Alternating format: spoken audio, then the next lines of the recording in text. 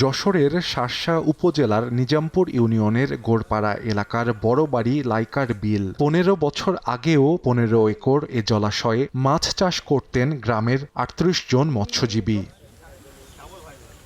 অভিযোগ উঠেছে ২০০৯ সালে আওয়ামী লীগ সরকার ক্ষমতা গ্রহণের পর গ্রামের প্রভাবশালী আলিম, মতিয়ার, নজরুল ও আব্দুল সাত্তার জলাশয়টি দখল করেন। এতে বেকার হয়ে পড়েন মৎস্যজীবীরা। আওয়ামী লীগ সরকার পতন হলে সম্প্রতি জমি ফিরে পাবার আশায় ভূমি অফিস ও উপজেলা প্রশাসনের কাছে লিখিত অভিযোগ করেন ভুক্তভোগীরা। আমাদের কাছ থেকে কেড়ে নিয়ে ওরাই চাষ করে খেয়েছে। জলদস্যুরা যারা আছে এখানকার প্রভাবশালীরা এখন উচ্ছেদ করে দিয়েছে। আমাদের জীবনে এখন খুব কষ্টেই দিন যাচ্ছে। পর্যবেক্ষণ করে আমাদের যেন সমাধান করে দেয়।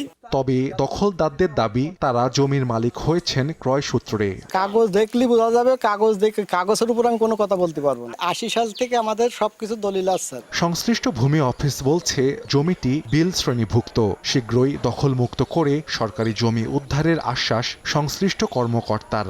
বিল শ্রেণীর জমি কোনো ক্রমেই ব্যক্তি মালিকানা হওয়ার সুযোগ নাই। লাল পতাকার মাধ্যমে চিহ্নিত করতে হবে, তারপরে এটা আমরা সবাই জানতে পারবে। ওখানে আমরা সাইনবোর্ড পুঁতে দেব। অভিযুক্তদের মধ্যে আলিমের দখলে ১১ বিঘা, মতিয়ারের দখলে ১৫ বিঘা এবং বাকিদের দখলে রয়েছে ১৯ বিঘা জমি। সময় সংবাদ, বেনাপোল।